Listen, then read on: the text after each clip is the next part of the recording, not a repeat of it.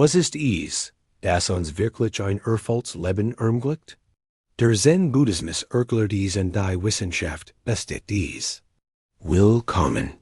Glück und Erfüllung, zwei Konzepte, die uns die moderne Welt als das ultimative Ziel verkauft hat. Uns wird gesagt, dass Geld, Ruhm und Erfolg der Weg dorthin sind. Aber was, wenn all dies nur Eintäuschung ist? Und was, wenn der wahre Schlüssel zu einem langen und erfüllten Leben in etwas liegt, das wir willig übersehen haben? Hut. Werden wir ein uralte Lehre entdecken, die der Buddhismus seit Jahrhunderten kennt und die erstaunlicherweise die moderne Wissenschaft gerade bestätigt. Wie langer Zeit hat ein mit Tiger Knigels, Reichtümer, ein blechendes Reich, tausend von Dienern und jedes Material Vergnügen, das sich wünschen konnte. Dennoch gab es ein Problem. War nicht glücklich. Eines Tages rief die weißen Männer des Niederreichs zusammen und befahlen, das Geheimnis des absoluten Glücks zu finden. Jahrelang reisten und studierten die Weißen unermüdlich, bis ein alter Mönch in den Palast kam und zu ihm sagte, Majest, das Glück liegt nicht in dem, was besitzt. Das Glück liegt in dem, was loslassen kennt. Der Knieg verstand es in diesem Moment nicht. Dennoch sollte dies einfach Wahrheit sein Leben für immer werden. Im Lauf der Jahrhunderte haben verschiedene Philosophien und spirituelle Strömungen dieselbe Suche erforscht. Was macht dein Leben wirklich reichhaltig? Renn die modern. Gesellschaft darauf bestet, dass Erfolg im Anhöfen lebt, erinnert uns der Zen-Buddhismus daran, dass Erfüllung in der Einfachheit zu finden ist. Und wir sind dieser Idee nicht allein. Wissenschaftliche Studien haben dies ebenfalls belegt. Heute erforschen wir die vier wesentlichen Schulen für ein erfülltes Leben nach dem Buddhismus und der Wissenschaft. Und es wird sie überraschen, zu entdecken, wie viel wir von dieser uralte Weisheit lernen können. Schule 1.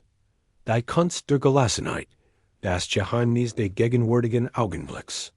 Unser Geist neigt dazu, sich in unkontrollierten Gedanken zu verlieren, wie ein wildes Pferd, das in verschiedenen Richtungen rennt. Im Buddhismus wird gelehrt, dass Achtsamkeit der Zugel ist, der es uns erlaubt, diesen rastlosen Geist zu nehmen und in die Gegenwart zu bringen. Wenn wir das tun, entdecken wir, dass der Frieden wieder in der Zukunft hoch in den Erinnerungen der Vergangenheit liegt. Im Gegenteil, aus genau in diesem Moment. In der westlichen Kultur sind wir darauf konditioniert, Produktivität aber Wohlbefinden zu stellen. Wir eilen von einer Aufgabe zur nächsten, ohne innezuhalten, die kleinen täglichen Wunder zu bemerken. Das Sonnenlicht, das durch das Fenster filtert, der Duft von Kaffee am Morgen, das Geräusch der Blätter, die sich im Wind bügen. Achtsamkeit zu praktizieren, gibt uns die Kraft zurück, das Leben immer frisch und staunend zu erleben. Für buddhistische Mönche ist Gelassenheit nichts, was man sagt, sondern etwas, das man kultiviert. Es geht nicht darum, den Geist zu lehren. Es geht darum, die Gedanken zu beobachten, ohne sich in sie zu klammern. Wie Wolken am Himmel tauchen Ideen und Emotionen auf und verschwinden wieder. Wenn wir lernen, sie gleich mit zu betrachten, ohne sie zu beurteilen, finden wir ein unendlich Quell der Ruhe und Klarheit. Wir leben gefangen zwischen der Vergangenheit und der Zukunft, der Leben noch einmal, was bereits geschehen ist, oder Sorgen uns das, was noch nicht eingetreten ist. Stattdessen lehrt der Buddhismus, dass der wahre Frieden nur im Jetzt zu finden ist. Als Siddhartha Gautama Buddha die Erleuchtung erlangt, verstande, das Leiden aus unserem Widerstand gegen die Realitäten Steff. Wir klammern uns in das, was vergangen ist, oder in das, von dem wir glauben, dass es geschehen sollt. and in dieser Anhaftung vergessen wir die Schönheit der Gegenwart. Die Wissenschaft bestigt dies ebenfalls. Studien über Achtsamkeit haben gesehen, dass das Leben in der Gegenwart Stress reduziert, die Konzentration verbessert und das Glück steigert. In einem neurowissenschaftlichen Labor in Frankreich beschloss ein Gruppe von Wissenschaftlern, das Gern von buddhistischen Mönchen der Meditation zu untersuchen. Mithilfe fortschrittlicher Gehirnscanner entdeckten sie etwas Erstaunliches. Die Aktivität in der Amygdala, der Hirnregion, die für Stress und Angst verantwortlich ist, nahm während der Meditation signifikant ab. Währenddessen lustet der Präfrontal Cortex, der Entscheidungsfindung geistiger Klarheit in Verbindung gebracht wird, einer ungewöhnlichen Aktivität auf. Das Faszinierendste die Warjetic was danach geschah. Im Gegensatz zu den Teilnehmern, die noch nie meditiert hatten, seiten die Mönche niedriger Wert des Stresshormons Cortisol, selbst in Situationen hohen Drucks. Dies mehrfach replizierte. Study bestätigt, was der Buddhismus seit Jahrhunderten lehrt. Ein ruhiger Geist ist nicht nur weiser, ist auch biologisch besser darauf vorbereitet, dem Leben zu begegnen.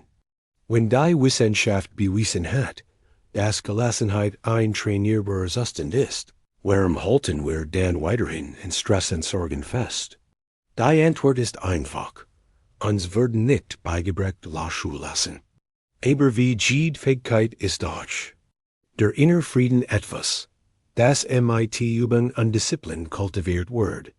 Nehmen Sie sich jeden Morgen 5 Minuten Zeit, tief zu atmen und sich einfach Ihrer Umgebung bewusst zu sein, ohne sie zu beurteilen.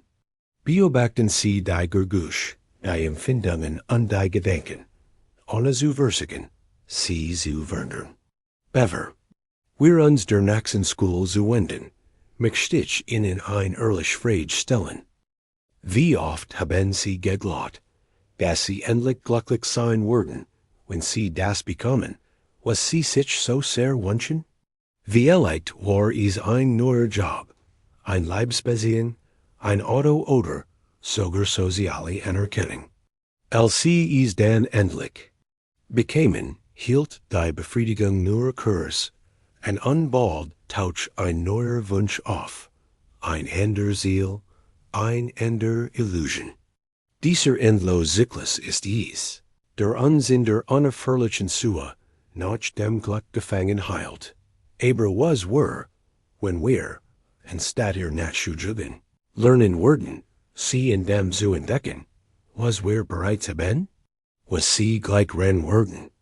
Kennt die Art und Weise, wie sie Verlangen und Leiden verstehen, verändern. Schools why, die Illusion des Verlangens. Wie man sich von Leiden befreit. Unzufriedenheit ist ein endloser Kreislauf. Wir bekommen etwas, das wir uns wünschen, und nach kurzer Zeit taucht ein neues Verlangen auf. Dieser Mechanismus hält uns in einem Zustand des ständigen Mangels gefangen. Der Buddhismus lädt uns ein, dieses Muster zu beobachten und uns zu fragen, brauchen wir wirklich mehr, oder werden wir darauf konditioniert zu glauben, dass wir nie genug haben? Der Konsumismus ist das moderne Spiegelbild dieser mentalen Falle. Man lehrt uns, dass das Glück im nächsten Handy, dem nächsten Auto, dem nächsten Ziel liegt. Da, wenn wir bekommen, ohne wir uns so sehr gesendet haben, ist die Befriedigung flüchtig. Die wahre Freiheit liegt nicht darin, mehr zu besitzen. Sie liegt darin, die Notwendigkeit des Besitzens loszulassen. Studien der positiven Psychologie zeigen, dass Erlebnis einen viel größeren Einfluss auf unser Glück haben als materielle Güter.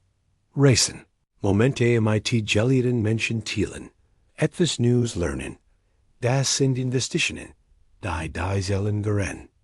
Achtung, Loslassung zu praktizieren bedeutet nicht, auf alles zu verzichten, sondern zu lernen, wertzuschätzen, was wirklich wichtig ist, und das loszulassen, was uns sinnlos bindet.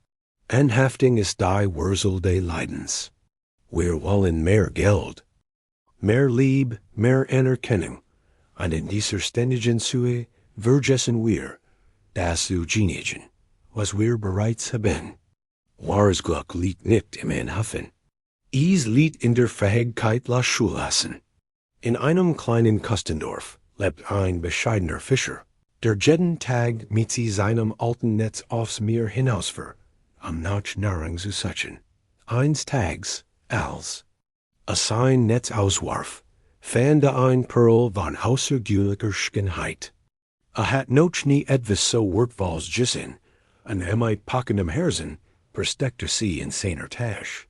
Von diesem Moment entschlief der Fischer nicht mehr ruhig. Versteht, jemand kann seinen Schatz entdecken und instellen. Wurde misstrauisch, hört auf, mit seinen Freunden zu teilen, und begann, in ständiger Angst zu leben. Eines Nachts, gequält von der Sorge, suchte einen alten Mönch auf, der in den Bergen lebt, und gestern in sein Dilemma. Der Mönch hört ihm zu, lächelte, nahm die Perl und warf sie in den Fluss. Der Fischer war fassungslos. Warum habt ihr das getan? Rief verzweifelt. Der Mönch antwortete ruhig, jetzt bist du frei. Nicht du hast die Perl besessen, ganz im Gegenteil. Du warst von ihr gefangen. Erst in diesem Moment verstand der Fischer, dass der wahre Schatz nicht die Perl war, sondern der Frieden, den verloren hat, als sich in sie klammert. Mit erleichtertem Herzen kehrte in sein Zuhause zurück und fällt zum ersten Mal seit langer Zeit ein tief Gelassenheit. Im täglichen Leben praktizieren buddhistische Mönche Loslassen, indem sie auf Materielles verzichten. Aber es ist nicht notwendig, ein Mönch zu werden, und dieses Prinzip anzuwenden. Das Wichtige ist zu lernen, die Notwendigkeit von Kontrolle und Erwartungen loszulassen. Fragen Sie sich jeden Abend, was ich noch? Was hindert mich daran, das zu genieren, was ich bereits habe? Ein Harvard-Study siegt, dass die glücklichsten Menschen nicht die Reichsten waren, sondern diejenigen, die gelernt hatten, wertzuschätzen und zu genieren, was sie in ihrem Leben hatten.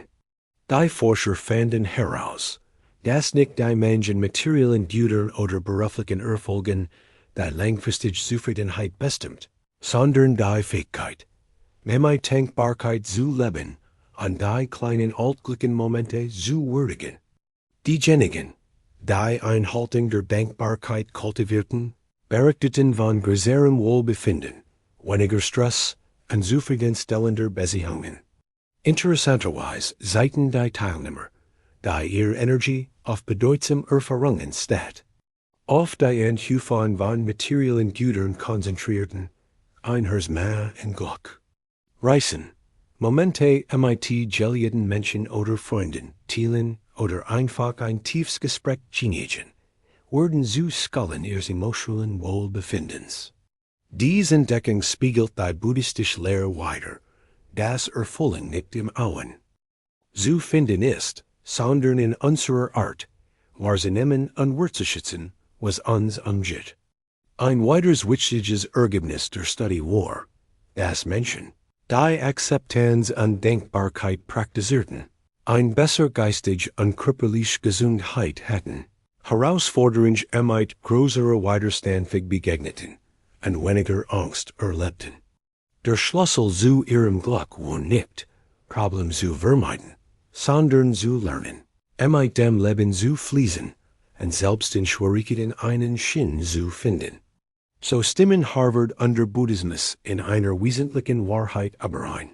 Wahre Reichtum liegt nicht in dem, was wir besitzen, sondern in unserer Fähigkeit, das zu schätzen, was wir bereits haben. Bevor wir fortfahren, möchte ich Ihnen eine Frage stellen. Haben Sie jemals das Gefühl gehabt, dass sich trotz vieler Menschen um Sie herum etwas in Ihrem Inneren leer anfühlt? Es ist ein Gefühl, das häufiger vorkommt, als Sie vielleicht denken. Aber was als nächstes kommt, kennt ihr Perspektive für immer verändern.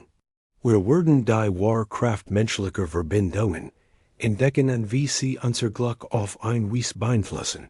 Die sie vielleicht noch nie in Betracht gezogen haben. School 3. Die unsichtbaren Wurzel. Die Wissenschaft der menschlichen Beziehungen.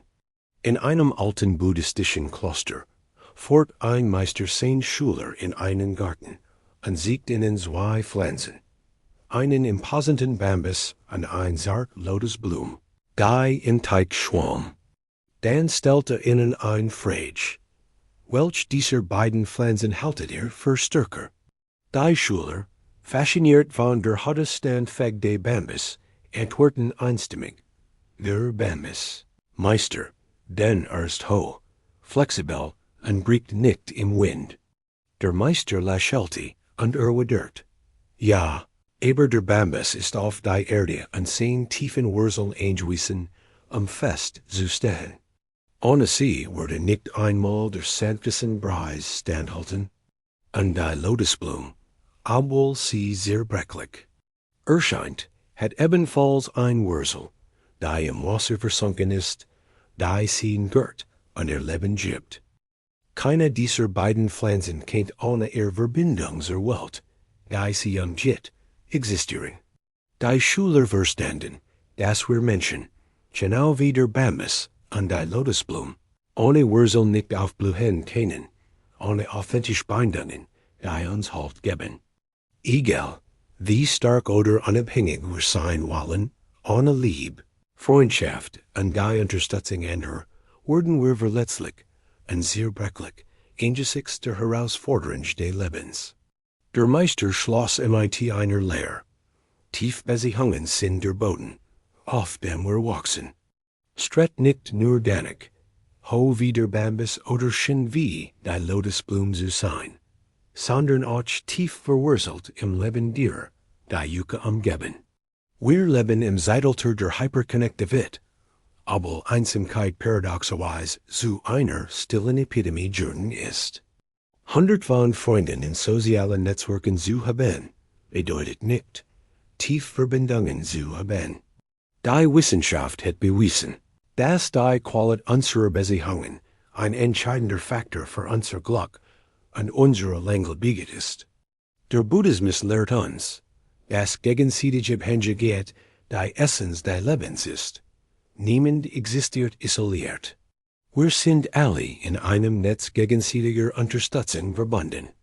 Ein einfacher EK2 der Freundlichkeit kann den Tag eins ändern. Erholen und gleichzeitig unser eigenes Gefühl von Sinnhaftigkeit stärken. In der Harvard-Studie aber das Glück wurde entdeckt, dass Menschen mit soliden und bedeutungsvollen Beziehungen nicht nur glücklicher, sondern auch gesunder wären. Liebe, Freundschaft und Gemeinschaft darin nicht nur die Seele, sie haben auch einen realen Einfluss auf unsere Biologie, indem sie Stress reduzieren und das Immunsystem stärken. Beziehungen zu priorisieren bedeutet im Grund, das Leben zu priorisieren. Wissenschaftliche Studien haben gezeigt, dass die glücklichsten und langlebigsten Menschen nicht die reichsten oder berühmtesten sind, sondern diejenigen mit tiefen und bedeutungsvollen Beziehungen. Emotionale Bindungen sind wesentlich für das Wohlbefinden.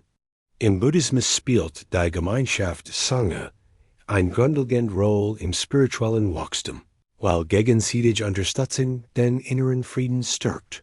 Rufen Sie heute einen Freund oder Verwandten mit dem Sie schon lange nicht mehr gesprochen haben, und drücken Sie ihm Ihre Dankbarkeit aus. Bevor wir in diese letzte Schule eintauchen, möchte ich, dass Sie einen Moment nachdenken. Wie oft haben Sie Angst vor der Zukunft oder Traurigkeit über das, was in der Vergangenheit liegt, empfunden? Wir sind in der Illusion gefangen, dass die Dinge unveränderlich bleiben müssen, dass wir uns in das klammern können, was wir lieben, und den Lauf des Lebens kontrollieren können. Aber was wir, wenn wir anstatt gegen den Wandel zu kämpfen, lernen würden, mit ihm zu tanzen? Was jetzt kommt, kennt die Arten wies, wie sie dem Leben begegnen, verwandelt an sie, von der Last des Widerstands, an der Angst befreien. School wahre, die Praxis der Loslassung. Wie man die Vergänglichkeit annimmt. In einer alten Region Japans lebt ein großer Krieger, der für seine Geschicklichkeit mit dem Schwert bekannt war. Jahrelang hat seinen Geist an für den Kampf trainiert, aber zu daven, dass die absolute Kontrolle über seine Fähigkeiten ihm in jeder Auseinandersetzung den Sieg bringen wird. Da tief in seinem Herzen fällt ein beständig Angst, das zu verlieren, was sich so hart erarbeitet hat, sein Stärk, sein an seinen Ruf. Eines Tages hörte von einem alten Mönch, der in den Bergen lebt und für sein tief Weisheit bekannt war. Verzweifelt nach Antworten stieg der Krieger auf den Gipfel und traf den Mönch, der ihn mit einer einfachen Tasse Tee empfing. Nachdem sich für die Aufmerksamkeit bedankt hat, sagt der Krieger, Meister, ich bin gekommen, Juke zu fragen, wie ich die Angst, zu verlieren, besiegen kann. Der Mönch lächelte und sieht auf die blühenden Kirschbaum, die den Tempel umgaben. Und sagt, beobacht die Blütenblätter der Kirschbaum, wie sie ohne Widerstand fallen, wenn der Wind weht. Der Baum kämpft nicht gegen die Preis. Versteht nicht, sein Blüten zu verlieren. Denn weiß, dass der Baum mit der Zeit wieder blühen wird. So ist das Leben. Wenn wir uns zu sehr festklammern, leiden wir. Aber wenn wir die Neder des Wandels akzeptieren, finden wir die wahre Freiheit. Der Krieger verstand, dass sein Grotschlacht nicht auf dem Schlachtfeld stattfand, sondern in seinem eigenen Geist. Von jenem Tag en hört auf, verlässt als niederlich zu sein und begann die Vergänglichkeit aller Dinge zu akzeptieren. Und in dieser Loslassung fand einen Frieden, der größer war als jeder Sieg in der Schlacht. Wir klammern uns in die Illusion, dass das Leben stabil ist, während es in Wirklichkeit ein Fluss in ständiger Bewegung ist. Sich dem Wandel zu widersetzen, ist widerwärtig, Wasser mit den Händen zu fangen. Je fester wir zugreifen, desto mehr zerrt es zwischen den Fingern. Der Schlüssel zur Loslassen ist nicht, auf das Leben zu verzichten. Der Schlüssel ist, mit dem Fließen zu lernen. In der buddhistischen Philosophie ist Vergänglichkeit nichts Negatives. Sie ist ein Tor zur Freiheit. Wenn sich alles ändert, dann ist kein Leiden nötig, keine Freude wird nötig und auch kein Schmerz. Zu lernen, diesen natürlichen Fluss zu akzeptieren, hilft uns, mit weniger Angst und mehr Denkbarkeit zu leben. Studien zur emotionalen Resilienz zeigen, dass diejenigen, die Veränderungen mit einer flexiblen Denkweise akzeptieren, ein größere Anpassungsfähigkeit und ein höheres Wohlbefinden haben. Anstatt den Wandel als Bedrohung zu sehen, können wir ihn als Gelegenheit sehen, zu wachsen, zu lernen und das Leben in seiner Gesamtheit zu erfahren. Nichts im Leben ist von Dauer, weder die Freuden noch die Sorgen. Anstatt den Wandel zu fürchten, können wir lernen, mit ihm zu fließen. Der Buddhismus lehrt uns, dass wir Freiheit finden, wenn wir die Vergänglichkeit akzeptieren. Schließen Sie die Augen und stellen Sie sich ein Blatt vor, das auf einem Fluss treibt. Beobachten Sie, wie es sich mit der Strömung bewegt, ohne sich zu widersetzen. Das ist das Leben. Zweifellos ist das Leben ein ständiger Fluss flüchtiger Momente, ein Vorhang, geübt aus Erfahrungen, Emotionen und Lektionen. Man hat uns gelehrt, das Glück im Augen zu suchen, in dem, was wir besitzen, in dem, was wir erreichen. Aber das wahre Geheimnis eines erfüllten Lebens liegt nicht im Anhoffen. Das Geheimnis liegt darin, loslassen zu lernen. Die der Skallen, die wir erkannt haben, erinnert uns darin, dass Frieden kein Ziel ist. Frieden ist ein Weg. Gelassenheit findet sich in der Gegenwart. Das Verlangen fängt uns in einer Illusion des Mängels. Unsere Beziehungen sind unseren unsichtbaren Wurzel. Und die Wirklichkeit ist die einzige Gewissheit. Wenn wir lernen, das Leben aus dieser Perspektive zu sehen, rennen wir auf, gegen den Strom zu kämpfen, und beginnen, mit ihm zu fließen. Stellen Sie sich vor, jeden Tag mit der Gewissheit aufzuwachen, dass Sie, egal was passiert, die Werkzeug haben, dem Leben mit Ruhe, Dankbarkeit und Verbindung zu begegnen. Das bedeutet, mit voll zu leben. Es ist keine Fern-Utopie, es ist ein täglich Wahl, und dies Wahl liegt in Ihren Händen. Der Buddhismus lehrt uns, dass das Erwachen kein wundersames Ereignis ist, sondern eine Gewohnheit, die in jedem Gedanken, in jedem Atemzug, in jedem Schritt kultiviert wird. Und die Wissenschaft bestätigt es. Glück ist kein Mysterium, es ist eine Praxis. Die Frage ist nun, was werden Sie mit diesem Wissen tun? Werden Sie weiterhin der Illusion nachjagen, dass das Glück irgendwo in der Ferne liegt? Oder werden Sie anfangen, es hier und jetzt aufzubauen? Die Welt der Ruhe beginnt mit einem einzigen Schritt, und dieser Schritt kann heute beginnen. Wenn Ihnen dieses Video gefallen hat, geben Sie uns ein Gefällt mir, abonnieren Sie, kommentieren Sie, und teilen Sie diese Botschaft mit jemandem, der Sie rennen muss. Wir sehen uns auf der nächsten Reise zu einem erfüllten Leben. Namaste.